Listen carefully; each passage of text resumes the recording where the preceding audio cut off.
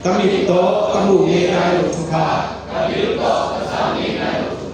Kaput to kasan kha ngai lo thupa Kane ngai lo thupa Mi tein piang thei di ngai su so lo thupa te Jesu in to kalahi amen Kami to kamu ngai lo thupa Kapil to kasang ngai lo thupa Kaput to kasan kha ngai lo thupa Kane ngai lo thupa Mi tein piang thei di ngai su so lo thupa te Jesu in to kalahi amen Yesu minta hal do dam zo kami chum Yesu minta hal zo dam zo qua zo nei ba lo zo hom khe zo mai pa zo kip ching zo Yesu hangin hal zo dam zo qua zo